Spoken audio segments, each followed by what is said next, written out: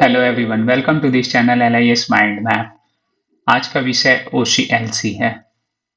OCLC से बार बार प्रश्न पूछे जाते रहे हैं। हम इस विषय पर आज डिस्कस करेंगे। OCLC का फुल फॉर्म क्या है, पहले यह हम जानेंगे। ओहियो कॉलेज लाइब्रेरी सेंटर इसका फुल फॉर्म है। अब ओहियो कॉलेज लाइब्रेरी सेंटर, लेकिन यह ओहियो कॉलेज लाइब्रेरी सेंटर ही हमारा था ऐसा पूर्व में। बाद में इसे हम ऑनलाइन कंप्यूटर लाइब्रेरी सेंटर से भी जानने लगे। इस विषय पर हम लोग अभी आगे भी देखेंगे। इससे पूर्व ये जरूरी है कि इसके डेफिनेशन की ओर चलें और हम जानें कि यह है क्या, बेसिक चीजों को। देखिए, OCLC एक ग्लोबल और non profit library cooperative that provide share technology services, research and program to help libraries improve access to information। यानी OCLC क्या है? ओहियो कॉलेज लाइब्रेरी सेंटर, जो वर्तमान में जिसे हम कहते हैं ऑनलाइन कंप्यूटर लाइब्रेरी सेंटर, ये ग्लोबल यानी कि एक वैश्विक जो है गैर लाभकारी पुस्तकालय सरकारी संस्था है। ये नॉन प्रॉफिटेबल, ये एक क्या है? ऑर्गेनाइजेशन है, इंस्टीट्यूशन है। और इस इंस्टीट्यूशंस के द्वारा क्या की जाती है कि जो भी हमारे कोऑपरेटिव लाइब्रेरी होते हैं, जितने भी इन लाइब्रेरी से जुड़े होते हैं, उन लाइब्रेरी को ये क्या करती है कि इन अपनी जो टेक्नोलॉजी है उस टेक्नोलॉजी का ये लाभ पहुंचाती है और एक दूसरे को ये एक बेनिफिट मिलता है। और ये नॉन प्रॉफिट एक लाइब्रेरी है ना, जो कोऑपरेटिव रूप से काम करती है। तो ये इसका बड़ा सिंपल सा, तो ये ग्लोबली काम कर रही है। इस के बारे में कहा जाता है, और ये हम लोगों ने देखा है, बिल्कुल डिफरेंट रेफरेंस बुक्स हैं, उससे हम लोग देख सकते हैं, या जो एस्टैब्लिशमेंट है इसके वेबसाइट पे जाकर देख सकते हैं कि ये OCLC वाज एस्टैब्लिश्ड इन 1967 ने 1967 में 1967 में ओहियो नामक स्थान, जो कहाँ है? USA में है, यूनाइटेड स्टेट ऑफ अमेरिका में। ओहियो कॉलेज में ये क्या किया गया था? स्थापित किया गया था। ओहियो एक प्लेस भी है और ओहियो कॉलेज भी है। तो ये ओहियो कॉलेज लाइब्रेरी सेंटर में 1967 में इसे एस्टैब्लिश किया गया था। ये प्रश्न पूछे जा चुके हैं। यह भी जो इसका लेवल रहा है UGC नेट लेवल में, ये क्वेश्चन किया गया है। ठीक है, आगे बढ़ते हैं और देखते हैं कि ये ओहियो कॉलेज लाइब्रेरी सेंटर, ये तो पहला नाम था। इट्स ओरिजिनल एम, इसका मुख्य जो लक्ष्य था, उद्देश्य था, क्या था इसका पर्पस था कि enable shared cataloguing among Ohio college library using computers. यानी कि इसका मुख्य उद्देश्य था कि सहयोगात्मक सूचीकरण, शेयर्ड कैटलॉगिंग को कंप्यूटर की सहायता से संभव बनाना था। यानी जितने भी कोऑपरेटिव हमारे लाइब्रेरी थे, जो 2, 3, 4, 10,000 या जितने भी इसमें अभी जुड़े हैं, तो उतनी लाइब्रेरी क्या है कि आपस में जो है एक ऐसा नेटवर्क बना दे, ऐसा एक सहयोगात्मक शेयर्ड कैटलॉग कर दे, जो कंप्यूटर की सहायता से हम बिब्लियोग्राफिक रिकॉर्ड्स को क्या कर सकें, हम कहीं भी एक्सेस कर सकें। तो ये इसका मूल उद्देश्य था। यानी कि हम बिब्लियोग्राफिक रिकॉर्ड्स को भी हम क्या कर सकते हैं, इससे देख सकते थे। राइट। तो ये OCLC है, और ये दुनिया की सबसे बड़ी, ये वर्ल्ड कैट के नाम से भी हम इसे जानते हैं। यह क्वेश्चन भी पूछा जा चुका है, आगे भी हम लोग देखते भी हैं। नाउ फाउंडर के बारे में यह पूछा जा चुका है। ये KVS NVS लेवल का क्वेश्चन रहा है और उसमें पूछा गया है। इसके पूर्व में जो मैंने बात की वो UGC नेट लेवल की थी। इसमें है कि फाउंडर इसके कौन है? तो फ्रेड किलगार। इन्होंने क्या किया था कि फ्रेड किलगार ने ही इसका मतलब कि एक एस्टैब्लिशमेंट या फाउंडर कहेंगे, और इन्होंने जो इनका उद्देश्य जो था कि यह एक केंद्रीकृत साझा ग्रंथ सूची डेटाबेस, यानी कि ये हमारा क्या करेगा, बिब्लियोग्राफिक डेटाबेस को जो है बनाकर एक सूचीकरण वर्ग को तैयार किया। यानी मूल उद्देश्य इसका क्या था? मूल उद्देश्य जो था, है ना, envisioned reducing duplication of the cataloging, यानी कैटलॉगिंग वर्क जो हमारा है उसके डुप्लीकेशन से ये क्या करना, रिड्यूस करना, उसे बचाना, उसकी, है ना, इसका उद्देश्य था। यानी कि यह दोहरावकन जो है इसे क्या किया जाए, समाप्त किया जाए। इसके उद्देश्य के लिए ये किया गया था। नाउ क्रिएटिंग ए सेंट्रलाइज्ड और ये सेंट्रलाइज शेयर्ड बिब्लियोग्राफिक डेटाबेस यानी कि इसे समाप्त करके एक केंद्रीकृत साझा ग्रंथ सूची डेटाबेस का तैयार करना। तो डेटाबेस का तैयार करना, सूची उतनी सारी है ना पुस्तकालय आपस में एक है ना ये पर प्लेटफॉर्म पर जुड़कर ये क्या कर रही थी की है कि बहुत सारी बिब्लियोग्राफिक रिकॉर्ड्स को ये जोड़ दिए, इसलिए यह वर्ल्ड कैट भी इसे है ना कहा जाता है, जो दुनिया की सबसे लार्जेस्ट कैट जो हमारा क्या है कि सॉफ्टवेयर वेस्ट है, जो हमारा क्या है कि इंटरनेट वेस्ट है, जो हमारा क्या है कि कंप्यूटर वेस्ट है। तो ये दुनिया की सबसे बड़ी हमारी लार्जेस्ट कैट भी इसे कहा जाता है, जिससे हम लोग वर्ल्ड कैट भी कहते हैं। फर्स्ट मेजर माइलस्टोन अगर इसके बारे में हम देखें तो इसकी देखिए इतिहास की 1971 में यह प्रश्न पूछा जा चुका है। OCLC launched it's online shared cataloguing system. सबसे पहला 1971 में जो है ना ये शेयर किया, एस्टेब्लिशमेंट 1967 में, ये बड़ा महत्वपूर्ण है। और शेयर कब किया गया? 1971 में फर्स्ट कैटलॉगिंग सिस्टम को, है ना, marking one of the earliest large scale uses in computer in library cataloguing. तो ये अपना जो है OCLC ने अपना ऑनलाइन साझा है ना सूचीकरण तंत्र मतलब ये शुरू किया, जो पुस्तकालय सूचीकरण में कंप्यूटर का प्रारंभिक एवं महत्वपूर्ण उपयोग ये माना जाता है। इसके बर्थ की बात करें तो वर्ल्ड कट, जैसा कि मैंने बताया कि ये वर्ल्ड की ये सबसे लार्जेस्ट कैट इसे कहा जाता है ना। ये दुनिया की देखिए OCLC द्वारा विकसित ये वर्ल्ड कट जो है आगे चलकर क्या हुआ, दुनिया की सबसे बड़ी ऑनलाइन यूनियन कैटलॉग बनी, दुनिया की, वर्ल्ड की। It means कि OCLC developed World Cat which gradually becomes the world largest online union catalog। तो अब ये प्रश्न भी हो सकता है कि दुनिया की वर्ल्ड लार्जेस्ट हमारा जो है यूनियन कैटलॉग कौन सा है, तो हमारा जवाब होगा कि वर्ल्ड लार्जेस्ट कैटलॉग जो है वो वर्ल्ड कैट है। Containing bibliographic records from the libraries world wide, ये हमारा क्या करता है कि बिब्लियोग्राफिक रिकॉर्ड्स को ये रखता है जो ये वर्ल्ड वाइड अवेलेबल भी है। By the 80s and 90s है ना, इस दशक में देखिए expanded internationally.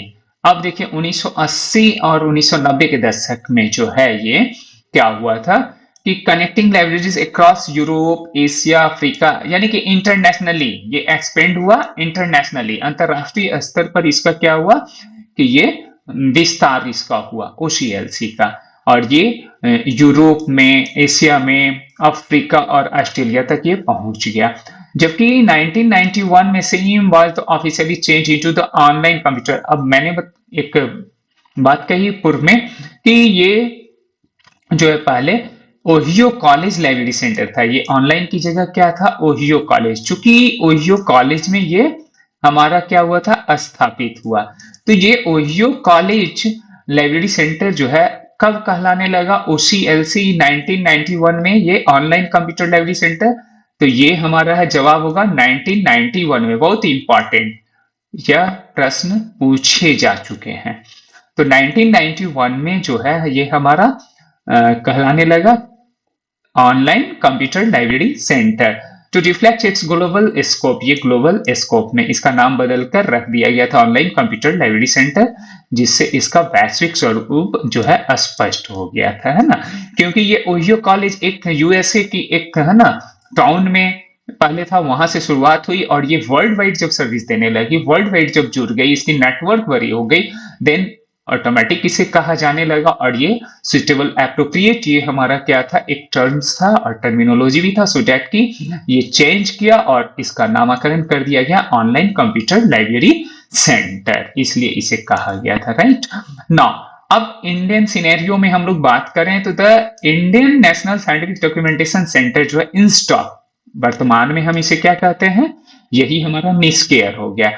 New Delhi is generally regarded as, है ना, ये कह रहा है कि regarded as the first Indian library और centre, information centre to be associated with the OCLC. India में सबसे पहला जो कोई इंस्टीट्यूशन है और ओसीएलसी का अगर मेंबर बना, यानी कि उस लाइब्रेरी से, यानी कि उसका वर्ल्ड कैट से जुड़ने की जो एक इतिहास को हम लोग देखें तो पहला था वो इंस्टॉक। नाउ अब ये तो हमारा इंस्टॉक क्या हो गया है कि इसे हम क्या कहते हैं, निस्केयर, है ना। 2002 में ये निस्कॉम एंड, है ना, निस्कॉम और एक ये जो है इंस्टॉक, दोनों जुड़कर ये हमारा क्या बन गया था, यही दोनों मिलकर हमारा निस्केयर बन गया। और प्रेजेंटली वी कैन, मतलब कि वी टेल दैट कि निस, है ना, पीआर जो सीएसआईआर का है ना, तो ये साइंस से जुड़ गया। और यानी कि फिर इसका चेंज, ये साइंस के लिए ऑलरेडी है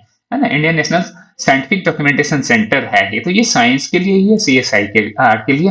तो ये हमारा क्या हो गया कि मेरा प्रश्न यहाँ पर यह है कि, है ना, हम सभी के लिए ये बनता है और कि भारत में, हमारे देश में, इंडिया में हमारा जो है ना, अपने राष्ट्र में सबसे पहला जो है ओसीएलसी यानी वर्ल्ड कैट से जुड़ने वाली कौन सी मतलब कि लाइब्रेरी है या इंफॉर्मेशन सेंटर है, तो हमारा जवाब होगा वो इंस्टॉक देता है। देन इंस्टॉक हम करेंगे, दैट टाइम मतलब कि इंस्टॉक ही कहा जाता था। बाद में ये 2002 से हमारा क्या हो गया था कि इसे हम कहने लग गए थे निस्केयर।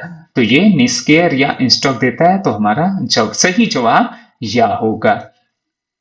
ठीक है, तो यह तो समझ में बात आई। अब हम लोग इससे रिलेटेड कुछ प्रश्नों को भी देख लेते हैं कि जब परीक्षा भवन में हम लोग रहे तो आसानी से, यानी कि जब हमारा कोई एग्जाम हो तो वी कैन इजिली मतलब कि solve the problems. Then here OCLC की स्थापना किस वर्ष हुई थी? OCLC was established in which year? तो कब हुआ था? 1967 में। This one is the right answer, ये हमारा सही जवाब है ना। और इसमें 1971 में क्या हुआ था? ओसीएलसी का ही जो है, हम लोग ओहियो कॉलेज लाइब्रेरी सेंटर की बात कर रहे हैं, तो ये हमारा क्या हो गया? 1967 में एस्टैब्लिशमेंट है। जब अगर नामकरण बोल दे कि ओसीएलसी यानी कि Ohio college library centre, Ohio college library centre समझने की कोशिश कीजिए, है ना। इस ओहियो कॉलेज लाइब्रेरी सेंटर को जो है ऑनलाइन कंप्यूटर लाइब्रेरी सेंटर कब किया गया? देन हमारा आंसर क्या हो जाएगा? ये 1971। इस बात को हम लोगों ने अभी ऊपर में डिस्कस किया है पहले में, राइट। तो यहां पर हमारा क्या हो गया? 1967 में इसकी एस्टैब्लिशमेंट तो हुआ 1967 में। अब इसमें दो तीन तरह से प्रश्न पूछे जा सकते हैं। इसका पहला और पुराना नाम क्या था ओसीएलसी का? तो यो कॉलेज लाइब्रेरी सेंटर। और बाद में इसे किस नाम से, वर्तमान में इसे किस नाम से जानते हैं? तो ये हमारा online computer library centre. Online computer library centre कब से ये हम कह रहे हैं इसे? 1971 से। देखिए कई प्रश्न यहां पर बन जाते हैं और ये प्रश्न पूछे जा चुके हैं ना। ओसीएलसी के संस्थापक कौन थे, यानी हु फाउंडेड ओसीएलसी? तो ओसीएलसी को किसने, है ना, किसने इसकी स्थापना की? तो ये है फ्रेड किलगर। किसका नाम आता है? फ्रेड किलगर का नाम आता है। और रंगनाथन साहब जो थे, कुछ नहीं, ये भी नहीं, अब्रम भी नहीं, माइकल गॉरमैन भी नहीं। तो हमारा किलगर इज द राइट आंसर। हमें किलगर याद रखना है कि इन्होंने ही एस्टैब्लिश किया था ना। ओसीएलसी का प्रारंभिक नाम क्या था? What was the original name of OCLC? OCLC का जो है, ये भी जस्ट ऊपर हम लोगों ने डिस्कस ही किया था। वेरी इजियर क्वेश्चन, ये ओहियो कॉलेज लाइब्रेरी सेंटर। और प्रेजेंट का क्या है हमारा? Online computer library centre. ठीक है, तो ये आंसर आपका बिल्कुल सही जवाब यहां पर है ना। ओसीएलसी द्वारा विकसित विश्व की सबसे बड़ी यूनियन कैटलॉग कौन सी है? Which is the world largest union catalogue developed by OCLC? यानी कि वर्ल्ड की लार्जेस्ट कैटलॉग जो यूनियन कैटलॉग के रूप में है वो कौन सा है? IndCat, library of Congress catalogue, WorldCat और ब्रिटिश नेशनल बिब्लियोग्राफी। तो ये वर्ल्ड कैट मैंने कई बार बोला है, राइट। जब हम लोग डिस्कस कर लेते हैं तो हमारे लिए क्वेश्चन बनाना बहुत इजियर हो जाता है और हम इसलिए बना लेते हैं। उस पूरे डायमेंशंस को हम लोगों ने देखने का अभ्यास किया है, प्रयास किया है, ताकि आपका कोई भी डायमेंशन हो तो किसी भी तरह के प्रश्न पूछे जाए, वो ट्विस्ट भी करे तो आप इजिली उसे क्या कर सकें? सॉल्व कर सकें। ये मेरा एक एफर्ट है। ना अब हम लोग देखते हैं कि यहाँ पर ये तो समझ में बात आ गई कि वर्ल्ड कैट। एक चीज और समझते हैं, यहाँ इंड कैट इंडिया की लार्जेस्ट कैट है। अगर इंडिया होता देन हमारा क्या होता है, इंड कैट कहलाता है, इसका आंसर होता है। चलिए इस पर भी हम लोग फिर डिस्कस करेंगे। अब हम लोग बात करते हैं आगे कि ओसीएलसी का मुख्य उद्देश्य क्या है। The main objective of OCLC is क्या है, classification of document, no. Cooperative cataloguing, of course ये तो है ही कोऑपरेटिव कैटलॉगिंग के लिए, तो this one is the right answer. Book selection से इसका कोई लेना देना नहीं है और बाइंडिंग सर्विस से इसका कोई मतलब नहीं है। तो बड़ी सिंपल क्वेश्चन भी है और ये आपका ऑप्शंस भी इसमें दिया है जो बिल्कुल डायरेक्टली आपका क्या होता है कि आंसर को हिट करता है, राइट ना। एसर्शन और रीजनिंग रिलेटेड कुछ क्वेश्चंस होते हैं यूजीसी नेट लेवल में। OCLC reduce duplication of cataloguing work, ये किस लिए करता है, हम लोगों ने डेफिनेशन के समय ही देखा था कि ये हमारा क्या करता है, रिड्यूस करता है duplication of the cataloguing work के, है ना, डुप्लीकेशन को ये रिड्यूस करने में ये हेल्प करता है, तो ये तो सही है सर्सन ना। OCLC provide shared bibliography records through WorldCat, यानी वर्ल्ड कैट के द्वारा ओसीएलसी का ही वर्ल्ड लार्जेस्ट कैट हम इसको बोलते भी है, वर्ल्ड की ये यूनियन कैटलॉग भी है, तो ये तो बिल्कुल सही है। और ये जब सही है तो ये कह रहा है कि क्या एसर्शन सही है और रीजनिंग सही है, तो ऑफ कोर्स एसर्शन भी सही है कि रिड्यूस करता है ये कैटलॉगिंग वर्क को, और रीजन भी हमारा क्या कि वर्ल्ड कैट ये ओसीएलसी का ही और बिब्लियोग्राफिक रिकॉर्ड्स को के थ्रू ये करता है, तो ये दोनों सही है। बट क्या एक्सप्लेनेशन, अब ये कहता है कि क्या एक्सप्लेन सही करता है ये रीजन जो है, तो ये हमें देखना है कि रीजन सही करता है कि नहीं। तो ओसीएलसी रिड्यूस तो करता है, बिल्कुल है, सही बात है, लेकिन ये रिड्यूस करता है तो कैसे करता है, चूंकि है ना, यहां पर आप क्या करेंगे कि इस बातों को देखेंगे कि बिब्लियोग्राफिक रिकॉर्ड्स जो है, ये बिब्लियोग्राफिक रिकॉर्ड्स जब हमारा बनता है, तैयार करते हैं, तो ये हमारा क्या किया कि जो कैटलॉगिंग वर्क है वो हमारा क्या किया, रिड्यूस किया ना। जब शेयरिंग होता है तो ये रिड्यूस भी कर रहा है, यहां पर ये वर्ड कैट के थ्रू जब ये कर रहे हैं तो कैटलॉगिंग जो हमारा डुप्लीकेशन है वो हमारा क्या कर दिया, उस पर चेकआउट किया। सो डेट ये हमारा एक्सप्लेनेशन भी क्या हो गया, बिल्कुल सही हो गया। तो ये हमारा आंसर अब देखना है कि ए आर बोथ सही, देखिए ए बी दोनों में सही है, बट द करेक्ट एक्सप्लेनेशन है, तो ये ए में it is the right answer, यानी यह हमारा सही जवाब होगा। आगे की ओर देखते हैं लिस्ट 1 लिस्ट 2 में। ये ओसीएलसी एक्चुअली में है क्या, मैच करना है। ओसीएलसी क्या है, क्या मस इंडिविजुअल कैटलॉग है, यूनियन कैटलॉग है, या फाउंडर का नाम है, या फिर कोऑपरेटिव, तो ऑफ कोर्स ये हमारा क्या है, कोऑपरेटिव कैटलॉगिंग है। डेफिनेशन में ही ये बात कही गई। और ये तो किलगार को तो आप जान ही रहे हैं कि ये फाउंडर है, बिल्कुल सीधा सीधा स्ट्रेट यहाँ पर है, बहुत सिंपल सा मैंने रख दिया। अदरवाइज वो एग्जामिनेशन में क्या करेगा कि ये कोऑपरेटिव कैटलॉगिंग को 4th नंबर में दे सकता है, फिर किलगार को फाउंडर को यहाँ पे 3rd में दे देता, आप इस तरह से मैच करते। बट यहाँ पर मैंने इजियर बना रखा है कि ताकि आप सिर्फ नेचर ऑफ क्वेश्चंस को समझ पाए कि किस किस तरह से वो क्वेश्चंस को करते हैं और किए गए हैं। और ये इस तरह का ये क्वेश्चन तो किया गया है, आप प्रैक्टिस में देखेंगे।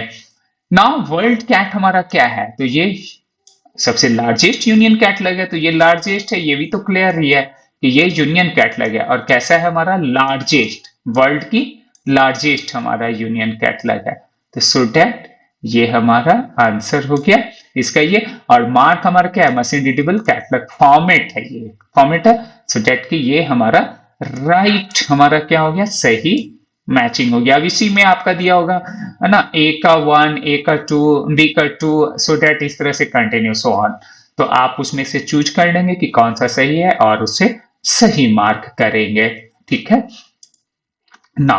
अब ये हमारा नेक्स्ट है कि ओसीएलसी सेवाओं का उपयोग मुख्यतः किस प्रकार के पुस्तकालय करते हैं। भारत में जो है in India OCLC services are mainly used by किस तरह का, है ना, यानी किस प्रकार के पुस्तकालय में करते हैं, तो ये हमारा क्या होता है, एकेडमिक एंड रिसर्च लाइब्रेरीज में। एकेडमिक एंड रिसर्च लाइब्रेरी के लिए ये ओसीएलसी की जो सेवाएं हैं वो उपयोग में की जाती है, स्कूल में नहीं, विलेज में नहीं, और ना ही पब्लिक सेक्टर में। तो ये कैसे, एकेडमिक एंड रिसर्च लाइब्रेरीज के लिए।